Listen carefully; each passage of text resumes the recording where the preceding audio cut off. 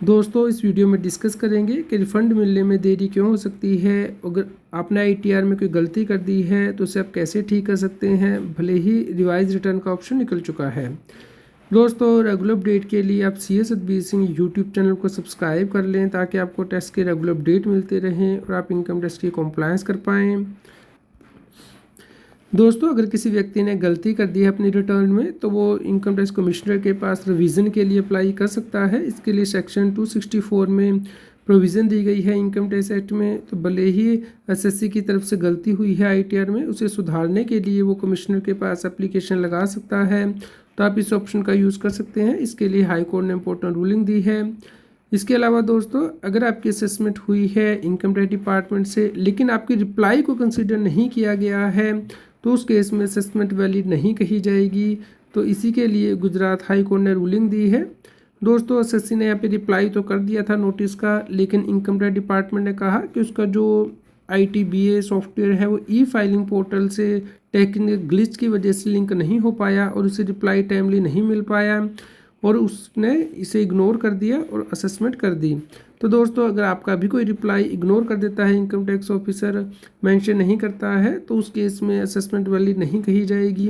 तो इसलिए असेसमेंट को ज़रूर चेक करें कि क्या आपके सभी रिप्लाई को कंसीडर कर लिया गया है।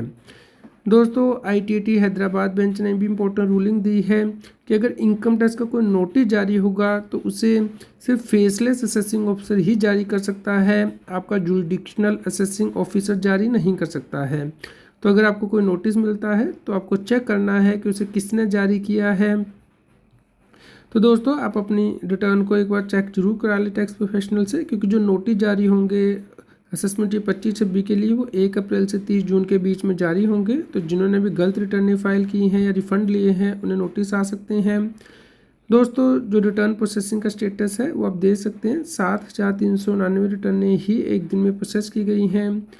तो दोस्तों इसलिए रिफ़ंड मिलने में देरी होगी क्योंकि सरकार रिटर्नें प्रोसेस नहीं कर रही है और रिफ़ंड होल्ड पे डाले गए हैं। अभी भी 51 लाख से ज़्यादा रिटर्नें पेंडिंग है प्रोसेसिंग के लिए और दोस्तों 12 लाख से ज़्यादा रिटर्नें वेरिफिकेशन के लिए पेंडिंग है। 8 करोड़ 18 लाख से ज़्यादा रिटर्नें प्रोसेस हो चुकी हैं और अभी भी 6% रिटर्नें ऑलमोस्ट पेंडिंग है प्रोसेसिंग के लिए। तो इसलिए आपको इंतज़ार करना होगा, क्योंकि आप देख सकते हैं कई दिनों से जो पेंडिंग रिटर्नें हैं ऑलमोस्ट 9 जनवरी से 25 जनवरी तक सेम आ रही हैं और इनकम टैक्स डिपार्टमेंट पिछले 1 महीने से कुछ ज़्यादा रिटर्नें प्रोसेस नहीं कर रहा है, जिसकी वजह से कि रिफ़ंड अटके हुए हैं। आप देख सकते हैं कि जो रिटर्न प्रोसेसिंग है वो 12,000, 15,000, 7,000 यही डेली हो रही है। तो इसीलिए रिफ़ंड मिलने में आपको देरी होगी। दोस्तों अभी भी जो अपडेटेड रिटर्नें फाइल हो रही हैं असेसमेंट 25-26 के लिए, टैक्स पेयर अपने रिटर्न को ठीक कर रहे हैं, क्योंकि अगर कोई गलती है तो उसके लिए 200% तक की पेनल्टी लगा सकता है इनकम टैक्स डिपार्टमेंट। तो आप अपने रिटर्न को अपडेट कर सकते हैं। तो आप चेक कर लीजिए कि क्या आपने सही रिटर्न फाइल की है और आप टैक्स प्रोफेशनल से अपने रिटर्न को चेक जरूर करा लें।